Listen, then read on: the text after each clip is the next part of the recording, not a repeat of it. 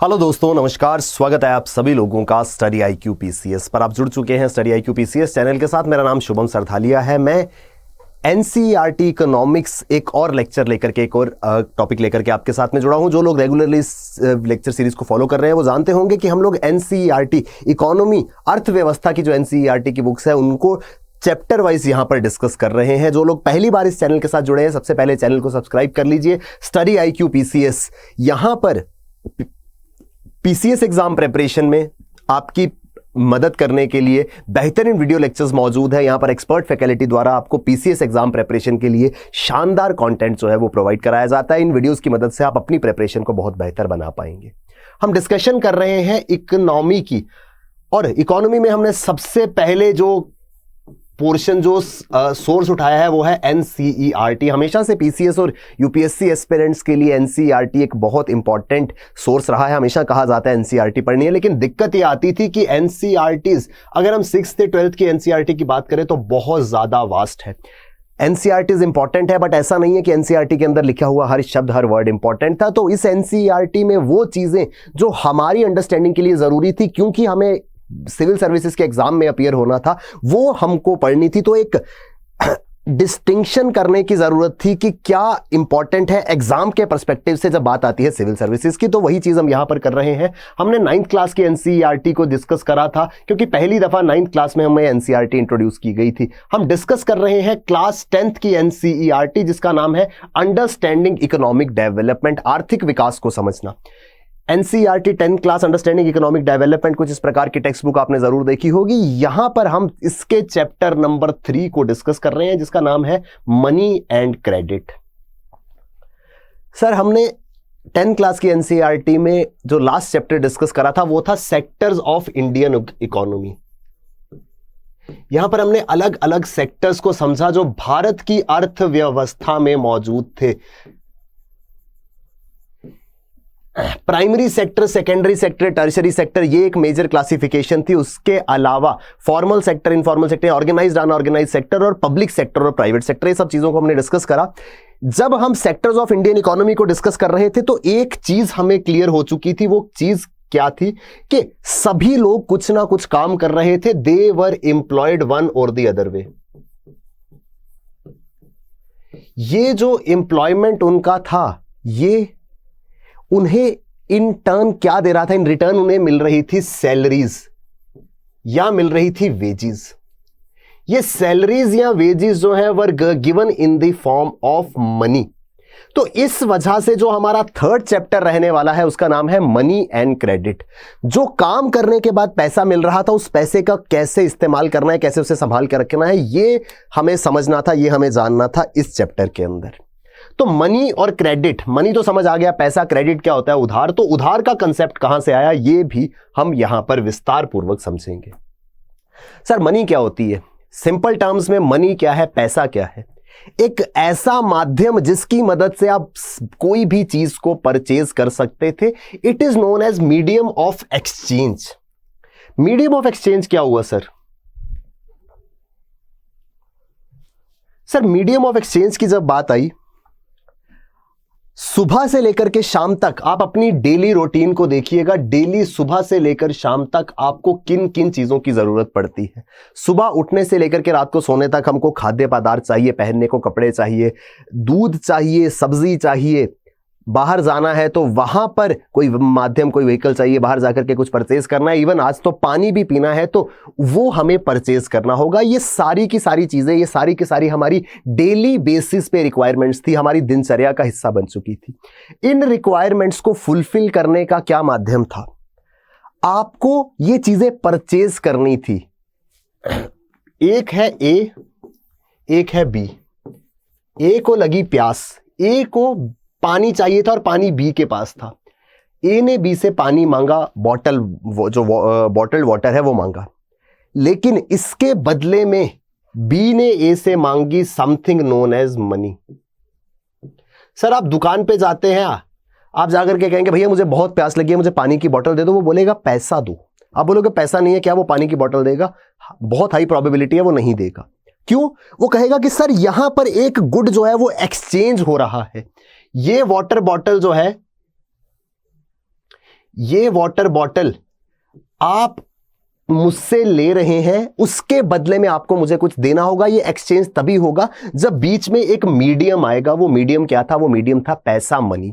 इस मनी के बिना किसी प्रकार का एक्सचेंज जो है वो पॉसिबल नहीं था। तो आसान भाषा में, सिंपलेस्ट लैंग्वेज में, मनी क्या है? मनी एक मीडियम ऑफ एक्सचेंज है जो देकर के आप कोई भी चीज परचेज कर सकते थे, सब्जेक्ट टू द कंडीशन कि दूसरा व्यक्ति उसे बेचना चाहता है। ऐसा नहीं है कि एक व्यक्ति अपने घर के बाहर खड़े थे और वो अपने मजे से पानी पी रहे थे या कोल्ड ड्रिंक पी रहे थे, आप सीधा उनके पास गए, ये लो अंकल 500 रुपए, चलो अपने पानी की बोतल दे दो। इस लाइक मैं क्यों दूं, मुझे नहीं देना। अरे सर आप मना ही नहीं कर सकते। क्यों? क्योंकि ये मीडियम ऑफ एक्सचेंज है। मुझे आज ही एनसीईआरटी की क्लास में सर ने बताया है कि मनी जो है वो मीडियम ऑफ एक्सचेंज है। मैं आपको पैसा दे रहा हूं तो आपको एक्सचेंज करना ही पड़ेगा। सर यहां पर उनकी रजामंदी क्या? वो उस पर्पस से पानी लेकर के घूम रहे हैं कि उन्हें बेचना है। लेकिन अगर सेलर जो है वो बेचने को रेडी है, आप खरीदने को रेडी हैं, तो बीच में इंटरमीडिएरी होगा पैसा, जो अलग अलग प्रकार का होगा। सर अभी प्रेजेंटली भारत के अंदर इस प्रकार के नोट नजर आते हैं। 200 का नोट है, 50 का है, 500 का है, 10 का है, 2000 का नोट भी है, ये शायद 2000 का नोट है। तो इस तरीके से आज भारत के अंदर अगर हम बात करें तो मनी सर्कुलेशन कुछ इस प्रकार का है। और ये मनी आ कहां से रही है? सर ये मनी जो है वो हर व्यक्ति को उसकी इनकम के रूप में मिल रही है। कोई काम करेगा, उसके बदले में उसे पैसा मिलेगा। ऐसा तो है नहीं कि सपने में रात को सोए थे, पिल्लों के नीचे कोई पैसे रख करके चला गया। सर मनी जो है अगर लेजिटिमेट तरीके से आ रही है तो वो रोजगार से, एम्प्लॉयमेंट से आ रही थी। और वही हमने डिस्कशन करी थी, हमने लास्ट चैप्टर में सेक्टर्स ऑफ इकोनॉमी देखे थे, जो दरअसल क्या थे? जहां पर लोग एम्प्लॉयड थे और उस एम्प्लॉयमेंट का रिजल्ट क्या था? उनको पैसा मिल रहा था, देवर गेटिंग मनी। अगर हम इंडिया में बात करें तो इस तरीके की सर्कुलेशन या मीडियम ऑफ एक्सचेंज जिसे मनी कहते हैं वो यहां पर हमको मिल रहा था।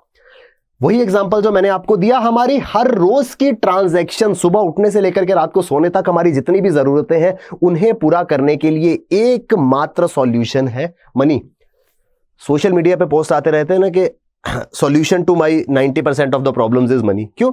जब आपके पास पैसा है आप कुछ भी खरीद सकते थे जो मार्केट में बेचा जा रहा हो। ये समझना इंपॉर्टेंट था। What is being sold here? Goods are being sold and brought in the market. ये इंपॉर्टेंट है कि आप खरीदना चाहते हैं, दैट्स ओके, आपके पास पैसा भी है, लेकिन सब्जेक्ट टू द कंडीशन क्या? सामने वाले व्यक्ति इंटरेस्टेड है बेचने के लिए। ऐसा आप उनसे जबरदस्ती नहीं कर सकते कि सर मुझे बेचो ही बेचो, मुझे खरीदना ही खरीदना है। तो मनी का आई होप ओवरव्यू में कंसेप्ट हमको समझ आया होगा। सर रोजमर्रा के जीवन में एक छोटी सी एग्जांपल है। ये इंडिविजुअल, ये छोटा सा बच्चा जो है ये एक दुकान में पहुंचता है, यहां पे हर प्रोडक्ट के साथ में एक अमाउंट लिख रखा है, $4, $2.25, $1.21, $2.25। तो यहां पर इसको कुछ भी लेना है तो ऐसा नहीं है कि ये बच्चा जाकर के बोलेगा अंकल आपके पास इतना सामान है, मुझे कुछ दे दीजिए। बदले में इसे क्या देना था? इसे देना था मीडियम ऑफ एक्सचेंज। इस तरीके से वो डॉलर का नोट हो सकता है, कॉइन्स हो सकते हैं, लेकिन ये सब चीजें क्या है? These all are the part of money, जो यहां पर रिक्वायर्ड था। जब तक मनी नहीं होगी तब तक ये एक्सचेंज पॉसिबल नहीं था। सर बड़ी सिंपल चीजें हैं, एनसीईआरटी के अंदर तो हमें डिस्कस करनी है। The reason as to why transactions are made in money is that person holding money can easily exchange it for any commodity और सर्विस दैट ही और शी वांट्स। एक सवाल आपके मन में आया होगा कि सर पैसा ही क्यों हमें पैसा ही चुना इस एक्सचेंज के लिए? सर इस सवाल का बड़ा सिंपल सा आंसर है, आपके पास मनी है। अगर इस मनी से आप कुछ परचेज नहीं कर सकते तो क्या इसका कोई काम है आपके घर पे? सर मनी को बनाया ही इसलिए गया था कि वो मीडियम ऑफ एक्सचेंज के रूप में काम करे, इसका और कोई काम नहीं था। अब मनी है, कागज का टुकड़ा नहीं है कि आप टिश्यू पेपर की तरह उसको इस्तेमाल कर लोगे। सर बाकी सब कामों के लिए आप बोलोगे सर कागज की तरह इस्तेमाल करेंगे, नहीं हो पाएगा। क्यों? क्योंकि हमको जरूरत थी, देयर वाज अ नीड। वो कहते हैं ना necessity is the mother of invention. Need थी, नेसेसिटी थी। जब जरूरत पड़ी कि एक ऐसा सिस्टम होना चाहिए, एक ऐसा एक्सचेंज का माध्यम होना चाहिए, मैं जब चाहूं जो सामान बेच रहा उससे जाकर के सामान ले लूं। सर मनी की जरूरत उस समय महसूस हुई जब लोग बार्टर सिस्टम को फॉलो कर रहे थे, लेकिन इस बार्टर सिस्टम में एक बहुत बड़ी दिक्कत थी। वो दिक्कत क्या थी वो हम समझेंगे। Sir this is a concept known as barter system. सामान की अदला बदली। Sorry, let's go back to story of village Palampur. एक बेसिक सा गांव जहां पर लोग एग्रीकल्चर करके कुछ ना कुछ उगा रहे थे, वहां पर अगर मनी सर्कुलेशन में नहीं है तो सर एक आदमी दूध बेच रहा था, उसके साथ में दूसरा व्यक्ति जो है वो फ्रूट्स उगा रहा था, एक व्यक्ति जो है वो वीवर का काम, वो कपड़े की बुनाई कर रहा था, एक व्यक्ति हो सकता है वो जूता बना रहा हो, तो सब लोग अलग अलग काम कर रहे थे। अब जो इंडिविजुअल जो काम कर रहा था उसके पास वही प्रोडक्ट मौजूद था। एक पर्सन था ए, इसके पास मौजूद था राइस क्योंकि ये खेती करता था। दूसरा पर्सन था बी, इसके पास मौजूद था मिल्क। तीसरा पर्सन सी था, इसके पास आप मान लीजिए इसके पास क्लॉथ था, ये कपड़े की बुनाई करता था। एक व्यक्ति था डी, इसके पास क्या था, इसके पास मान लीजिए फ्रूट्स थे। सर ये चारों लोग एक गांव के अंदर रहते थे और इन चारों को पता था कि अगर राइस चाहिए ए के पास चले जाओ, अगर क्लॉथ चाहिए इसके पास चले जाओ, अगर मिल्क चाहिए इसके पास जाओ, फ्रूट चाहिए इसके पास जाओ। लेकिन वहां पर भी बदले में कुछ देना पड़ता था। मीडियम ऑफ एक्सचेंज तभी होगा ना। अगर डी को राइस चाहिए थे, डी गया ए के पास, बोला D A my self D, मेरे पास बहुत सारे फ्रूट्स है, तुम ये फ्रूट्स ले लो, बदले में मुझे राइस दे दो। ए ने दे दिए। एक दिन, 2 दिन, 3 दिन, 4 दिन ऐसा हुआ। क्या आपको लगता है कि ए सिर्फ राइस ही ए सिर्फ फ्रूट्स ही खाने वाला था? 5वें 6ठे दिन जब डी अपने फ्रूट्स लेकर के पहुंचा, ए ने बोला bro done, I am done with you, इससे ज्यादा फ्रूट्स मैं ना खा पाऊंगा, आज मुझे दूध पीने का मन हो रहा है। सो ऐसा करो, अगर तुम मुझे मिल्क ला करके दे देते हो तो चावल ले जाना, अदरवाइज आई एम सॉरी। अब इसके पास क्या ऑप्शन था? इसके पास फ्रूट्स थे, इसको लगा कि यार मिल्क तो बी के पास है। अब ये वापस पहुंचा बी के पास, इसने बी को पूरी स्टोरी सुनाई कि यार ए जो है वो बहुत रूड है, मैं इतने दिनों से उससे राइस ले रहा हूं, बदले में उसको फ्रूट दे रहा था, आज उसने मना कर दिया, बोला दूध लेके आ, मिल्क चाहिए मुझे। अगर तो बी विलिंग होगा, बी बोला चल ठीक है भाई, तू परेशान मत हो यार, तू मेरा दोस्त है, ऐसा करते हैं तू मुझे मुझसे मिल्क ले ले, मुझे बदले में फ्रूट्स दे दे, तो इसका पर्पस सॉल्व हो गया। अब ये यहां से फ्रूट्स के बदले मिल्क ले सकता है, इस मिल्क को लेकर के राइस के पास जाएगा और ए के पास जाएगा और उससे राइस ले लेगा। लेकिन व्हाट इफ इस व्यक्ति को भी फ्रूट्स नहीं चाहिए होते, तो डी बेचारा अपने फ्रूट्स किसे बेचता?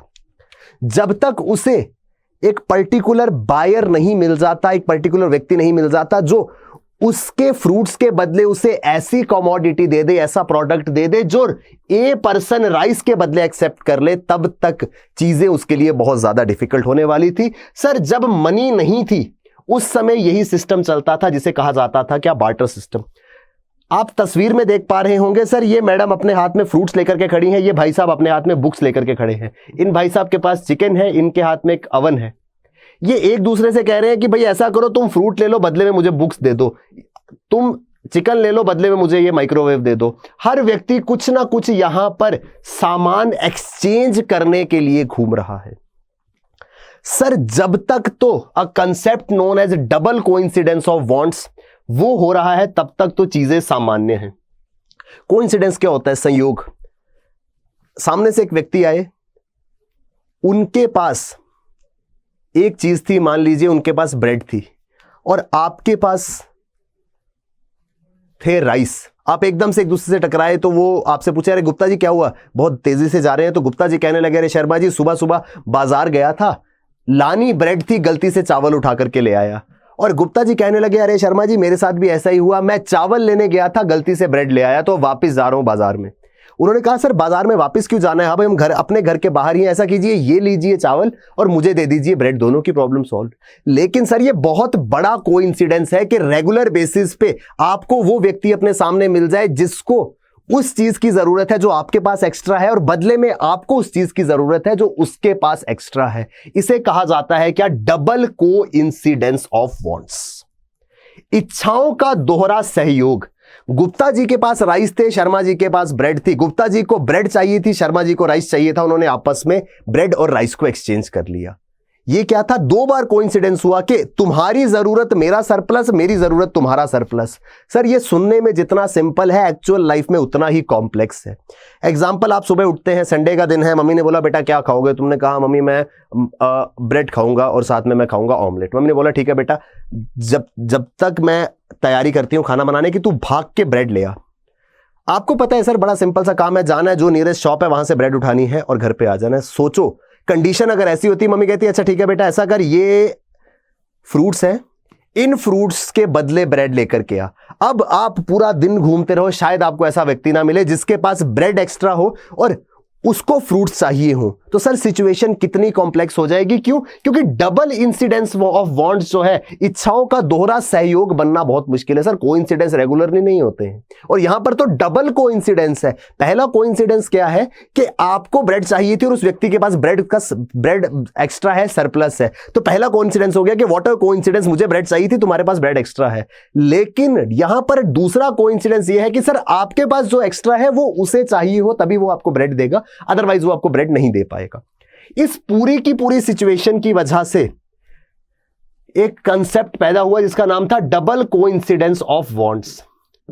अभी तक तो हम पॉजिटिव साइड ऑफ स्टोरी लेकर के चल रहे थे कि सर जिसको जो चाहिए उसको मिल गया, लेकिन ऐसी भी सिचुएशन आएगी, ये अंकल के पास राइस है, इनके पास चिकन है तो वैसे ये मुर्गी है, मतलब हैन है अभी, लेकिन बनना तो उसका चिकन ही है। तो ये अंकल इनसे कह रहे हैं कि यार राइस ले ले और मुर्गी दे दे मुझे, भाई मैं घर पे बटर चिकन बनाऊंगा। ये मना कर रहा है, बोला मैं नहीं दूंगा, मेरी मुर्गी है। ही इज लाइक यार व्हाट्स योर प्रॉब्लम, मुझे मुर्गी चाहिए तो उसके बदले में तुझे चावल दे तो रहा हूं। इज लाइक भाई नहीं चाहिए तेरे चावल, अपने पास रख। जब तक double coincidence of wants follow होता रहा लोग खुश थे, लेकिन बहुत जल्दी ये सिचुएशन आ गई। What's next now? अब इस सिचुएशन में जरूरत थी एक तीसरे व्यक्ति की। मान लीजिए इस आदमी को चाहिए था चिकन, इसके पास राइस थे, इस आदमी को चाहिए था क्या, मिल्क। अब देवर लाइक एक तीसरा आदमी ढूंढते हैं जिसके पास मिल्क हो और उसे चाहिए हो राइस। अब इस केस में क्या होगा, ये व्यक्ति जो है ये सीधे जाएंगे राइस वाले के पास, उससे ये जाएंगे मिल्क वाले के पास, उसे देंगे अपने राइस, उससे मिल्क लेकर के फिर इस आदमी के पास जाएंगे, इसे मिल्क देंगे और बदले में इससे चिकन जो है वो इनको मिल पाएगा। तो लंबी स्टोरी हो जाती, ये पॉसिबल, प्रैक्टिकली इम्पॉसिबल हो रही थी चीजें। इसलिए इन्होंने आपस में डिसाइड किया, इसने कहा कि सर आपको मिल्क चाहिए ना, ऐसा करते हैं मेरा एक दोस्त है उसके पास मिल्क है, आप मुझे अपना ये मुर्गी जो है वो मुझे दे दीजिए, मैं आपको एक चीज देता हूं। सर ये चीज कुछ भी हो सकती थी, ये पत्थर हो सकता था, ये कागज हो सकता था, ये पत्ता हो सकता था। ये भाई साहब ने सिंपली बोला कि सर मैं आपको एक छोटा सा टुकड़ा देता हूं, मान लीजिए पत्थर का टुकड़ा है, ये पत्थर का टुकड़ा जाकर के आप इस एक्स पर्सन को दे दीजिएगा, वो ये पत्थर का टुकड़ा देख करके समझ जाएगा कि मैंने आपसे मुर्गी ली है, अब उसके बदले में वो आपको मिल्क दे देगा। इसने कहा ठीक है, अच्छी बात है, अगर ये कागज का टुकड़ा या ये लेदर का टुकड़ा, ये पत्थर का टुकड़ा, ये धातु का टुकड़ा दिखाने से मुझे दूध मिल जाएगा तो मुझे कोई दिक्कत नहीं है। इन्होंने वो अपनी मुर्गी उसे दे दी, उससे वो टुकड़ा ले लिया और वो मेटल का या धातु का या पत्थर का टुकड़ा लेकर के वो तीसरे व्यक्ति के पास गए, उसे दिखाया कि सर ये लीजिए, इसके बदले मुझे दूध दे दीजिए। सेम चीज हुई, उसने दूध दे दिया। अब वो जो पत्थर का टुकड़ा था अब इस एक्स पर्सन के पास था। यहां पर स्टोरी रिपीट हुई, एक्स पर्सन को कुछ और चाहिए, एक्स पर्सन को शुगर चाहिए थी, तो एक्स पर्सन को पता था कि सर यही टुकड़ा अगर मैं उस व्यक्ति को दे दूं जिसके पास शुगर है तो उसके बदले में मुझे चीनी मिल जाएगी। डबल कोइंसिडेंस ऑफ वांट्स की प्रॉब्लम से बचने के लिए इंटरमीडियरी एक मीडियम ऑफ एक्सचेंज डिसाइड हुआ कि क्यों ना कुछ ऐसी चीज बनाई जाए जिसको देकर के डबल कोइंसिडेंस ऑफ वांट्स की सिचुएशन जो है वो सॉल्व हो जाए, अब हमें स्ट्रेस लेने की जरूरत ना हो। उस समय प्ले में आई समथिंग नोन एज मनी। ठीक है सर, तो money as a medium of exchange हम डिस्कस कर रहे थे कि पैसे की जरूरत क्या थी। सर पैसे की जरूरत थी, इस वजह से पैसे को बनाया गया। अब वो जो डबल कोइंसिडेंस ऑफ वांट्स वाली सिचुएशन थी that was no more there, अब हमको दिक्कत की जरूरत नहीं थी। हमारे पास एक ऐसी चीज आ चुकी थी, एक ऐसी जादू की छड़ी आ चुकी थी, वो किसी को भी दे दीजिए, वो बदले में हमें प्रोडक्ट जो है वो दे देगा। तो बार्टर सिस्टम का एसेंशियल फीचर था डबल कोइंसिडेंस ऑफ वांट्स। इस प्रॉब्लम को डील करने के लिए, इस प्रॉब्लम के सॉल्यूशन के रूप में हमने एक नई चीज इन्वेंट कर दी जिसको नाम दे दिया पैसा, मनी। सर हर इलाके का, हर राजा का, हर देश का अपना अपना सिस्टम था मनी का। इस वजह से आज सभी देशों की करेंसीज अलग है। तो यह है हमारा थर्ड चैप्टर जिसका नाम है मनी एंड क्रेडिट। मनी का अपना कोई रोल नहीं था सर। पहले गोल्ड के कॉइन हुआ करते थे, गोल्ड कॉइन्स हुआ करते थे, गोल्ड की अपनी एक वैल्यू थी, यानी कि आप उसको एक्सचेंज के रूप में भी इस्तेमाल कर सकते थे। अगर आप एक्सचेंज नहीं करते हैं उसके बाद भी आप इस गोल्ड को ज्वेलरी की तरह पहन सकते थे, इस गोल्ड को शोपीस में रख सकते थे। इस गोल्ड की अपनी एक वैल्यू थी, अपना एक काम था, लेकिन वो सेम चीज जो है वो मनी के साथ नहीं होती। एग्जांपल सर, 1000 का नोट हुआ करता था भारत में 2016 से पहले।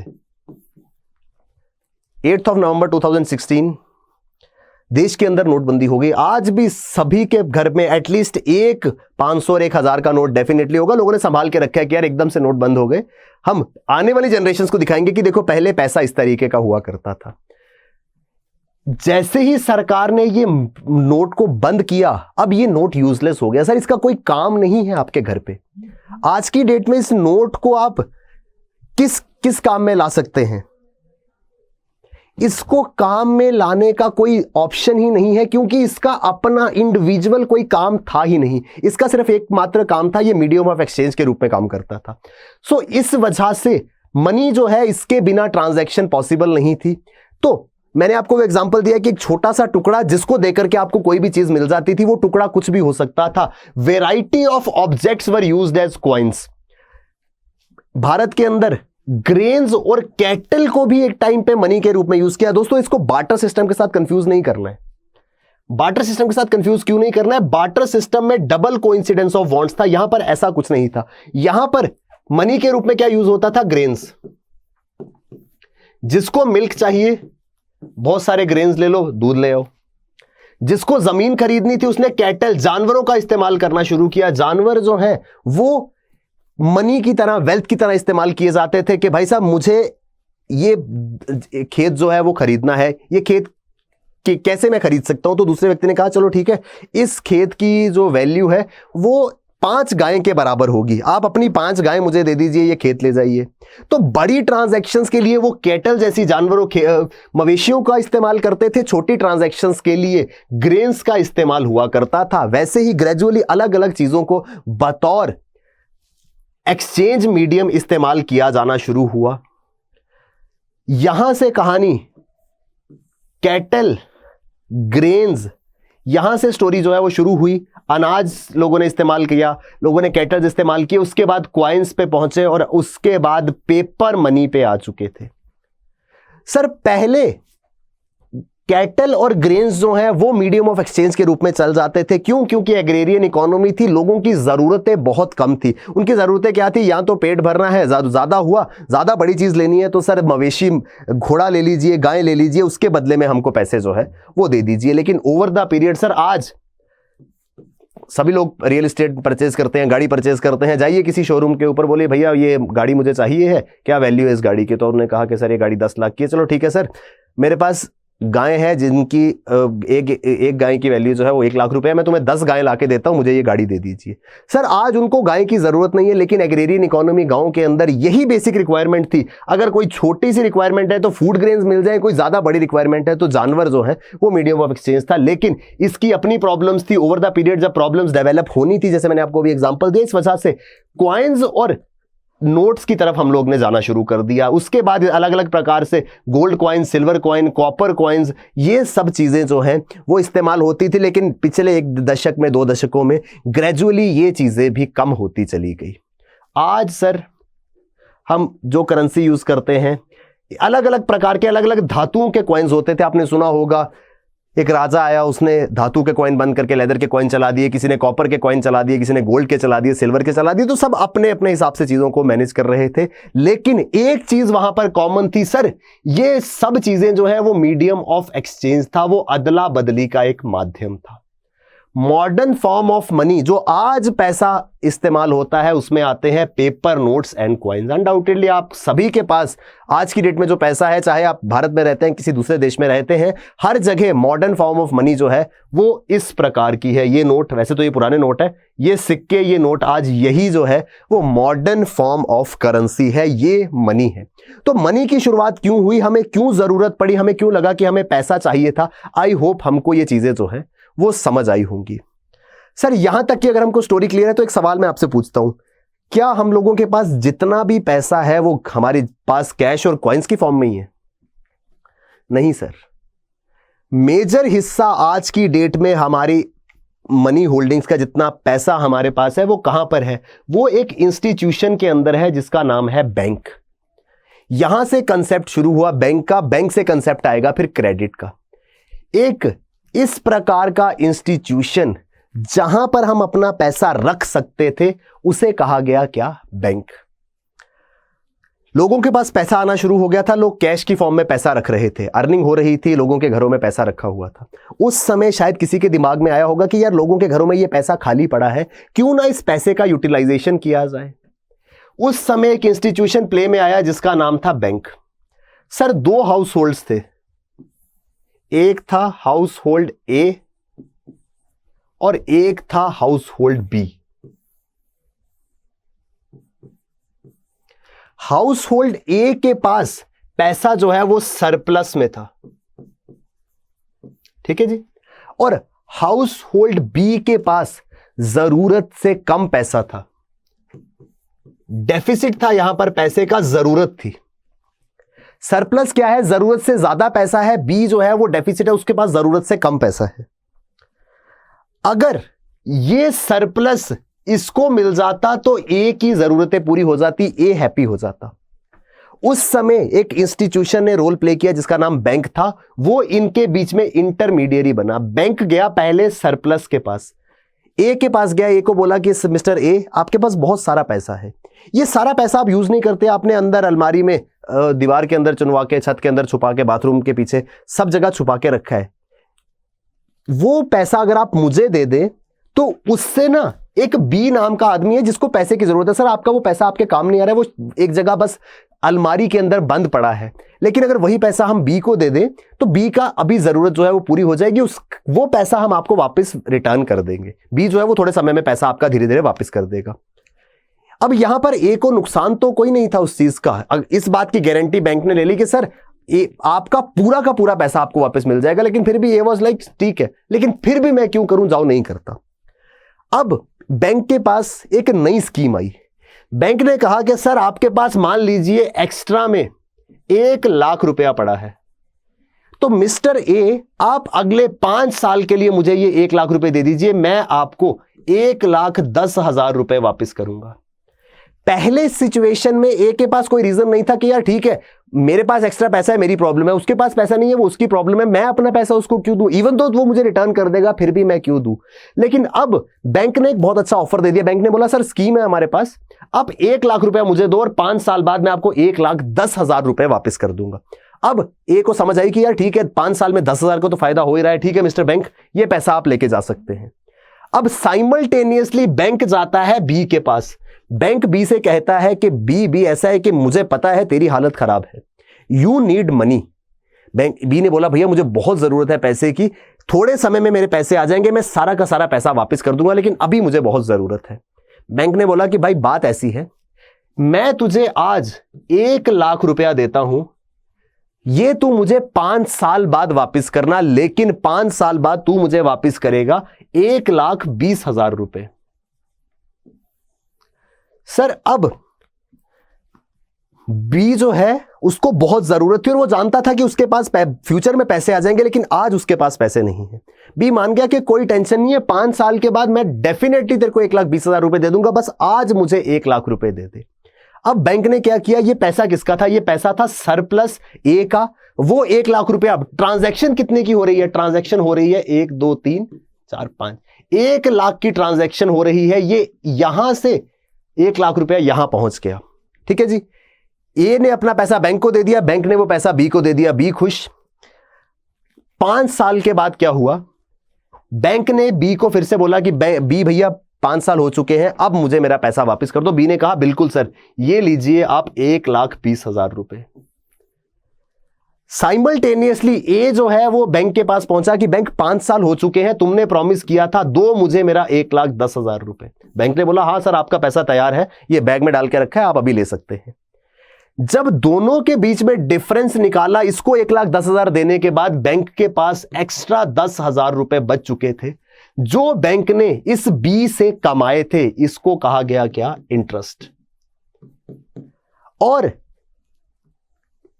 हमारे ए को एक्स्ट्रा 10,000 रुपए मिल चुके थे क्योंकि उसने 1,00,000 दिया था, उसे 1,10,000 रुपए वापस मिले थे। इसको भी कहते हैं इंटरेस्ट। सर स्टोरी क्या कहती है कि जब भी हमारे पास सरप्लस था, हमने एक इंस्टीट्यूशन बैंक नाम की एक दुकान में जमा करा दिया। बैंक ने हमें एक अमाउंट दे दिया कि सर इतने टाइम बाद आइए, आपके पैसे में इतना एडिशन करके मैं आपको दूंगा। जो एक्स्ट्रा पैसा है वो इंटरेस्ट है जो बैंक आपको पे कर रहा है। साइमल्टेनियसली बैंक उस पैसे को किसी जरूरतमंद को दे देगा। वो जरूरतमंद क्या करेगा? वो जरूरतमंद उस पैसे का इस्तेमाल कर लेगा और ग्रेजुअली वो पैसा जब वो जरूरतमंद व्यक्ति वापस करेगा तो उसमें कुछ एक्स्ट्रा कॉस्ट उसको पे करनी होगी, जो अगेन क्या कहलाता है? वो अगेन कहलाता है इंटरेस्ट। सर यहां पर ए अपना पैसा जो है वो डिपॉजिट कर रहा था और बी जो है वो बैंक से इसी पैसे को क्रेडिट में ले रहा था। दोनों के बदले मिल क्या रहा था? इंटरेस्ट।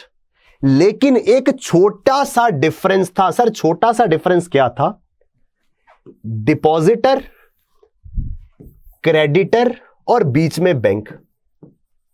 बैंक डिपॉजिटर को पैसा देता है, इंटरेस्ट देता है, ठीक है जी, इसको मान लेते हैं आई। और बैंक क्रेडिटर से इंटरेस्ट लेता है जिसको मान लेते हैं छोटा आई। अब दोनों में डिफरेंस क्या है कि सर एक हाथ दिया एक हाथ ले लिया। सर डिफरेंस ये है कि जो इंटरेस्ट, जो एक्स्ट्रा अमाउंट बैंक पैसा जमा करने वाले को देता है वो हमेशा कम होता है एज कंपेयर टू वो मनी जो बैंक उधार लेने वाले को, क्रेडिटर को दे रहा था। सो यहां पर जो बड़ा आई है will always be smaller than छोटा आई। जो हमने पिछले एग्जांपल में देखा, ए को कितने पैसे दिए गए थे?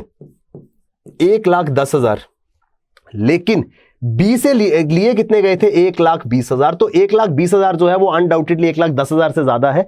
जो ये 10,000 रुपए थे ये अर्निंग थी बैंक की, ये बैंक की इनकम कहलाई।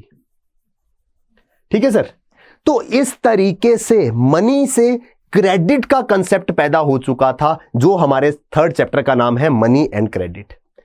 आई होप सर हमको यहां तक की कहानी जो है वो समझ आई होगी।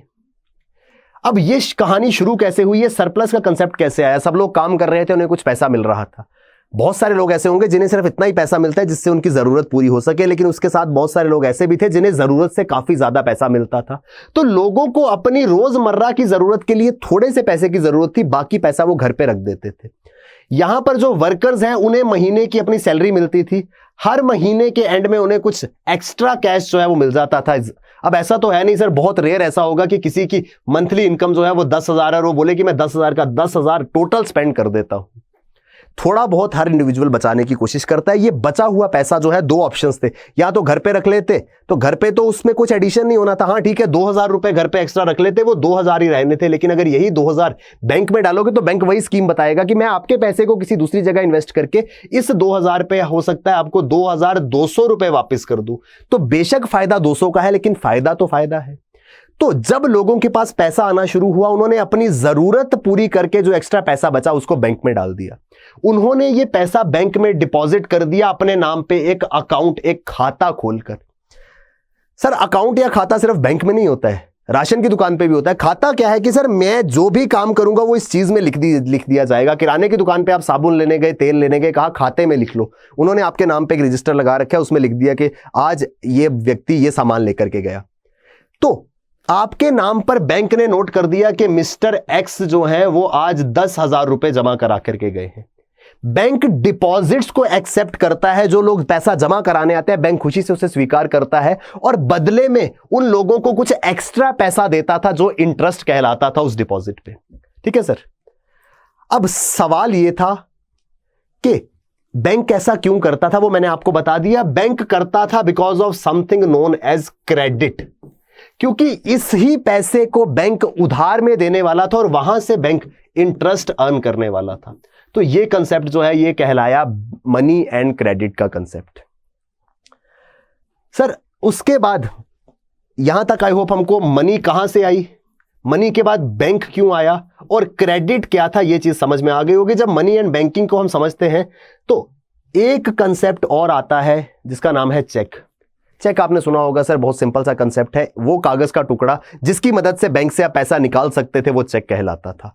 ये एक कागज का टुकड़ा है जिस पे आपके सिग्नेचर होते हैं। सिग्नेचर क्या रिप्रेजेंट करता है? सिग्नेचर अथॉरिटी को रिप्रेजेंट करता है। बैंक में आपका पैसा पड़ा था, आप अथॉरिटी, आप कभी भी जाकर के बैंक से वो पैसा ले सकते थे, लेकिन वो मिलेगा कैसे? उसके लिए इस प्रकार का एक कागज का टुकड़ा आता है जिसे चेक कहा जाता है। यहां पर आप खुद भी जा सकते हैं, किसी को भी दे सकते हैं। तो आपने ये चेक काट के दिया जिसपे नाम लिख दिया मिस्टर राम। आप एक बैंक में आपका पैसा पड़ा था, या तो आप खुद लेने जाए या आपने राम को भेज दिया और ये चेक काट के यहां पर आपने अपने साइन जो है वो कर दिए। अब ये चेक लेकर के जब राम जी बैंक पहुंचेंगे, मिस्टर राम बैंक में जाएंगे, तो बैंक देखेगा कि जो भी इस अकाउंट के होल्डर जिन्होंने ये चेक दिया है उन्होंने कहा है कि राम को आप मेरे अकाउंट में से 10,000 रुपए दे देना। वो नीचे साइन चेक करेंगे, वाकई उस व्यक्ति के हैं जिसका अकाउंट है। उसके बाद 10,000 रुपए राम को दे दिए जाएंगे। क्यों दे दिए जाएंगे? क्योंकि भैया ये चेक उन्होंने भेजा था जिनका पैसा है। तो पैसा किसका है? पैसा डिपॉजिटर का है। तो चेक क्या था? एक इंस्ट्रूमेंट था जिसकी मदद से आप या तो खुद या किसी तीसरे व्यक्ति को ऑथोराइज करते थे कि जाकर के मेरे बैंक अकाउंट से पैसा निकाल ले, क्योंकि वो मेरा पैसा है। और बैंक आपको मना नहीं कर सकता कि नहीं सर हम आज नहीं देंगे, ये गलत बात हो जाएगी। ठीक है जी। फिर आया कंसेप्ट क्रेडिट का। क्रेडिट हम समझ गए, ये बोरोइंग एक्टिविटी थी जहां पर दो पार्टीज के बीच में पैसा एक्सचेंज हो रहा था, लेकिन किसके थ्रू हो रहा था? बैंक के थ्रू। ठीक है सर। तो बैंक जो है वो यहां पर इंटरमीडियरी था। अब एक सवाल आपके मन में आया होगा, सर व्हाट इफ बैंक ने जब पैसा क्रेडिटर को दिया, व्हाट इफ ये क्रेडिटर पैसा देने से मना कर देगा, तो बैंक जो है वो डिपॉजिटर को क्या पैसा देगा? अब देखिए सर, बैंक जो था वो एक ऐसा इंस्टीट्यूशन था जो एस्टेब्लिश था। सरकारी बैंक्स होते हैं ना, तो हमें पता था कि यार सरकारी बैंक हमारे पैसे को कभी भी चोरी नहीं करेगा। तो डिपॉजिटर जो है वो सिक्योर था कि यार मैंने जिसको पैसे दिए हैं मुझे पता है वो मेरे पैसे लेकर के कभी भाग नहीं सकता, मेरा पैसा सिक्योर्ड है। लेकिन क्या बैंक को क्रेडिटर की गारंटी थी? क्रेडिटर कौन है सर? क्रेडिटर कोई भी इंडिविजुअल है जो बैंक को अप्रोच कर सकता था कि मुझे पैसे चाहिए। अब बैंक को भी तो ये सुनिश्चित करना था ना कि सर मैं डिपॉजिटर का पैसा लेकर के क्रेडिटर को दे रहा हूं सो दैट मैं अपना 10,000 रुपए प्रॉफिट कमा सकूं। लेकिन व्हाट इफ ये पूरा का पूरा 1 लाख रुपए लेकर के भाग गया, तो ये डिपॉजिटर कभी नहीं सुनेगा कि सर वो मेरा लाख रुपए ले गया। वो मांगेगा अपना 1,10,000 जो बैंक ने उसे प्रॉमिस किया है। तो बैंक को सिक्योर होना था। बैंक चाहता था कि सर कुछ भी हो जाए, ये जो क्रेडिटर है ये मेरा पैसा लेकर के नहीं भागना चाहिए। तो जब भी कोई व्यक्ति बैंक में पैसा लेने के लिए आता है, जो क्रेडिट लेने के लिए आता है, बैंक उसे कहता है सर मुझे एक सिक्योरिटी चाहिए या मुझे एक कोलेटरल चाहिए। कोलेटरल क्या होता है? पुराने जमाने में कोलेटरल जो है वो होता था जानवर, मवेशी, जमीन का टुकड़ा। आज भी वही होता है सर। आप सभी ने सुना होगा हाउसिंग लोन के बारे में। हम लोग घर बनाने के लिए होम लोन लेते हैं, हम बैंक से पैसा लेते हैं और उससे हम घर बना लेते हैं। बैंक का एक क्राइटेरिया है, बैंक की एक टर्म्स एंड कंडीशंस होती हैं जिसमें बैंक कहता है जब तक आप होम लोन में लिया गया, मान लीजिए किसी ने 1 करोड़ रुपए का लोन जो है वो लिया है, हमेशा लोन कितना मिलता है? आपने एक घर का प्रोजेक्ट तैयार किया कि सर मैं ये घर बनाना चाहता हूं, इस घर में 1 करोड़ 20 लाख रुपए लागत जो है वो लगेगी, 1.2 करोड़ की कॉस्ट जो है वो आएगी। तो बैंक बोलेगा कि सर 100% तो मैं नहीं दूंगा, मैं कुछ परसेंटेज दे देता हूं। तो बैंक ने कहा कि सर इस घर के लिए मैं 1 करोड़ रुपया लोन आपको दे दूंगा। बदले में जब तक आप बैंक का 1 करोड़ वापस नहीं करते, इस घर के जो ओनरशिप है, जो डॉक्यूमेंट्स है, जिसे हम रजिस्ट्री कहते हैं, जो सर्टिफिकेट है जो बताता है इस घर का मालिक कौन है, वो डॉक्यूमेंट्स बैंक के पास रहेंगे। क्यों?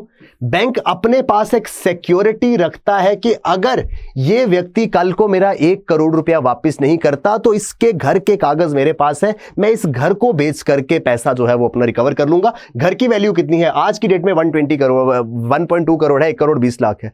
बैंक को पता है कि सर प्रॉपर्टी है, एप्रिसिएटिंग वैल्यू है, कल को ये वैल्यू बढ़ेगी ही, अगर नहीं भी बढ़ती है फिर भी बैंक ने 1 करोड़ की लोन के लिए 1 करोड़ 20 लाख की प्रॉपर्टी प्रॉपर्टी जो है वो अपने पास सिक्योर करके रख ली है, कोलैटरल के रूप में रख ली है कि अगर ये पैसा देने से मना कर देता है, बैंक बोलता है कोई दिक्कत नहीं है, हम तुम्हारा घर बेच देते हैं, उससे पैसा जो है वो रिकवर कर लेंगे। इसको कहा जाता है क्या? कोलैटरल। जब भी क्रेडिट लेना था, जो बोरोवर है उसे बदले में कुछ ऐसी चीज वहां पर रखनी थी, एक एसेट रखना था कि अगर कल को अगर कल को क्रेडिटर मना कर देता है वो पैसा वापस करने से, तो इस एसेट को, उस कोलैटरल को जो यहां पर रखा गया है, उसको बेच करके बैंक जो है वो अपना लोन रिकवर कर सके। Properties such as land title, जमीन, लाइव स्टॉक, जानवर भी लोग पुराने जमाने में रखा करते थे, are some of the examples of collateral. जब भी उधार लेना था तो कोलैटरल के रूप में इस प्रकार की चीजों का इस्तेमाल जो है वो किया जाता था। तो कोलैटरल क्या है? प्रॉपर्टी या एसेट। इस व्यक्ति ने बैंक से लोन लिया, लेकिन बैंक ने बोला कि मुझे कुछ कोलैटरल चाहिए, तो इस व्यक्ति ने अपने घर के कागजात जो है वो रख दिए, जिसे कहते हैं गिरवी रखना। तो इस व्यक्ति ने अपना घर गिरवी रख दिया कि सर अगर मैं आपके पैसे वापस नहीं करूंगा, मेरा घर बेच देना। अगर ये व्यक्ति प्यार से अच्छे से सारा पैसा वापस कर देता है तो वो गिरवी रखा हुआ घर इसे मिल जाता है, और अगर वो ये पैसा वापस नहीं कर पाता तो बैंक आकर के इस घर को बेच के अपना पैसा रिकवर कर लेता था। ये सब चीजें जो है वो आती हैं किसमें? टर्म्स ऑफ क्रेडिट में। जब भी क्रेडिट उधार लेने के लिए जाते हो तो कुछ शर्तें होती हैं, ऐसा नहीं है कि हाँ ठीक है उधार चाहिए ले जाओ यार, तुम्हारे लिए तो पड़ा है सारा पैसा। सर टर्म्स ऑफ क्रेडिट में आता है इंटरेस्ट रेट। वो क्या है? कितना एक्स्ट्रा अमाउंट आप बैंक को पे करेंगे जब आप पूरा का पूरा पैसा वापस करेंगे। फिर कोलैटरल, आप गिरवी क्या रख रहे हैं, आप यहां पर क्या सिक्योरिटी छोड़ करके जा रहे हैं, उसके अलावा डॉक्यूमेंटेशन रिक्वायर्ड होती है। मोड ऑफ रीपेमेंट क्या है, पैसा कैसे वापस करेंगे, आप हर महीने थोड़ा थोड़ा देंगे, साल में एक बार देंगे, या सारा पैसा एक साथ देंगे। ये सब चीजें किसमें आती हैं? टर्म्स ऑफ क्रेडिट में। सर अलग अलग प्रकार की टर्म्स हो सकती हैं, वो डिपेंड करता है nature of lender and borrower के ऊपर। कौन पैसा दे रहा है इसके ऊपर सबसे ज्यादा डिपेंड करती हैं टर्म्स एंड कंडीशंस।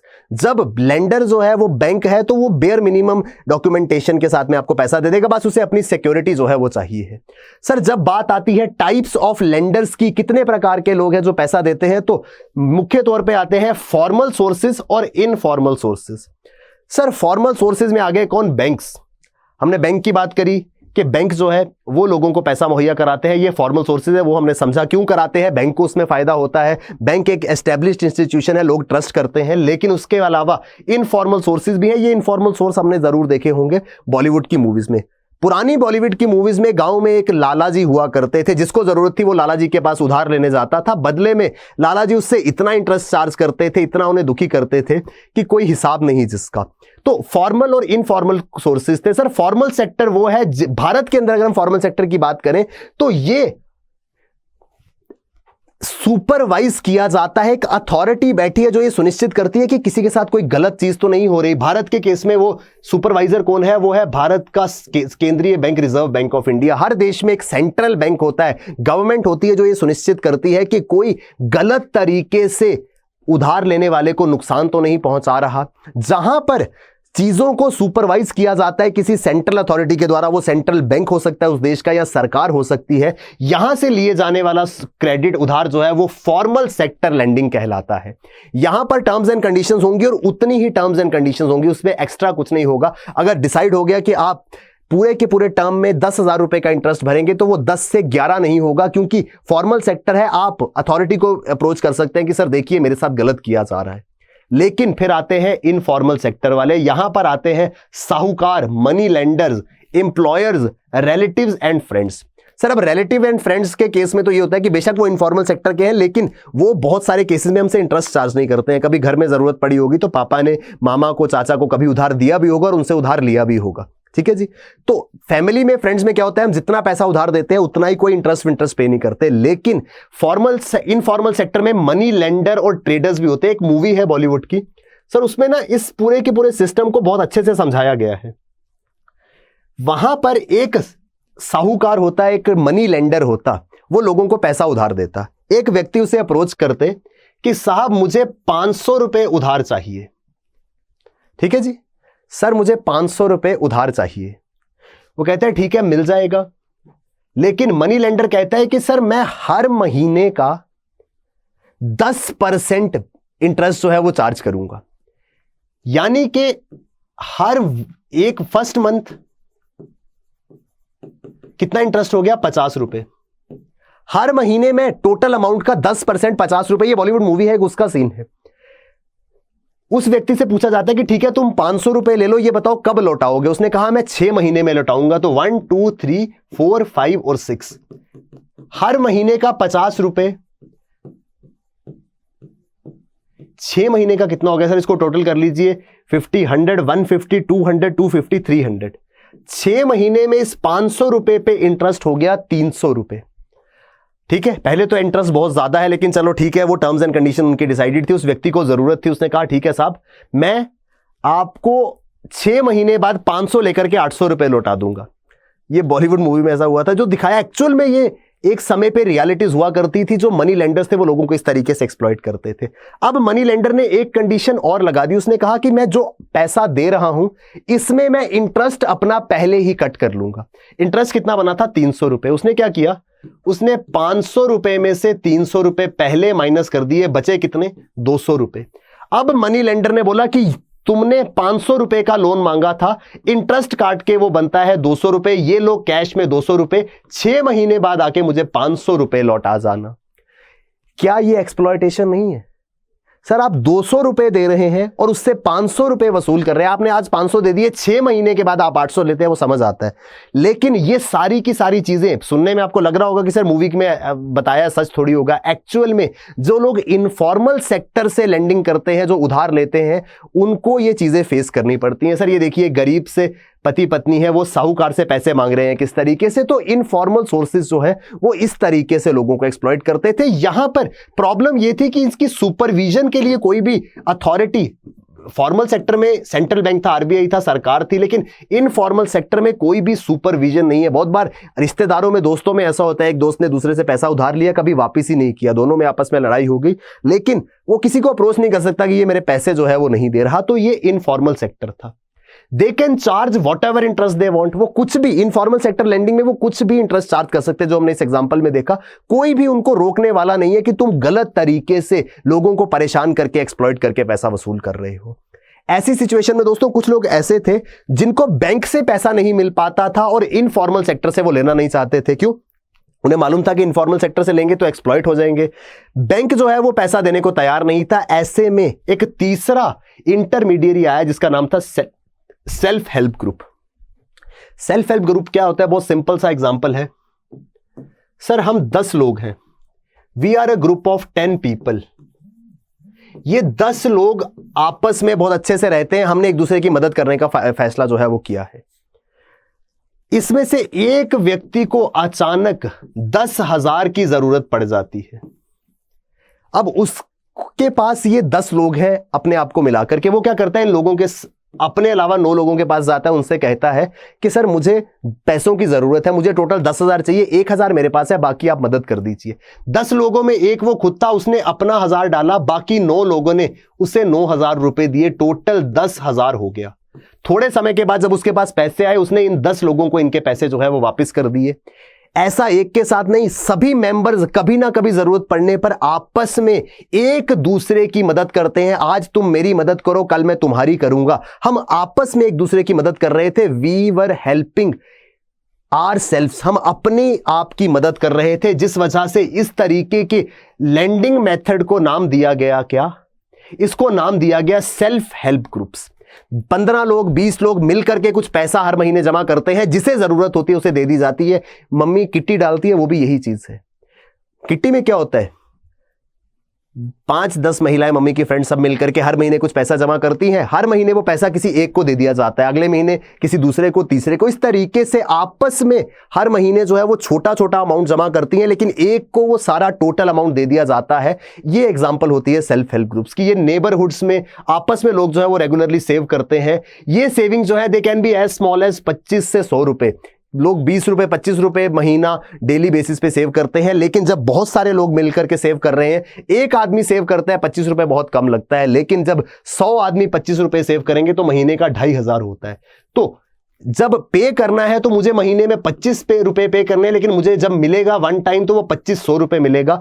यहां पर हम आपस में एक दूसरे की मदद से छोटे छोटे लोन्स देने का काम कर रहे थे। तो ये भी एक लेंडिंग एक्टिविटी थी, लेकिन मोस्टली ये इनफॉर्मल सेक्टर का पार्ट है, लेकिन ग्रेजुअली सेल्फ हेल्प ग्रुप्स को फॉर्मलाइज जो है वो किया जा रहा है। तो दोस्तों ये था हमारा पूरा का पूरा डिस्कशन मनी एंड क्रेडिट का, कैसे मनी आई, कैसे वो क्रेडिट में बदली, कैसे बैंक आया, क्या होता है चेक, क्या होता है कोलैटरल, बैंक की टर्म्स, सब ये चीजें क्या है। आई होप हम विस्तार से समझ पाए होंगे। सर आगे आगे ग्रेजुअली हम बहुत डिटेल में पढ़ेंगे बैंकिंग सिस्टम को, इन सब चीजों को, लेकिन एनसीईआरटी के हिसाब से बेसिक चीजों से आपको इंट्रोड्यूस कराया जा रहा था और मैं उम्मीद करता हूं कि हम अच्छे से इन चीजों को समझ पाए होंगे। रेगुलरली इन सीरीज को फॉलो कीजिए, क्योंकि इस तरीके से हम चैप्टर वाइज चैप्टर पूरी की पूरी एनसीईआरटी को समझेंगे। Thank you very much, all the best, keep working hard, bye bye, take care, Jai Hind.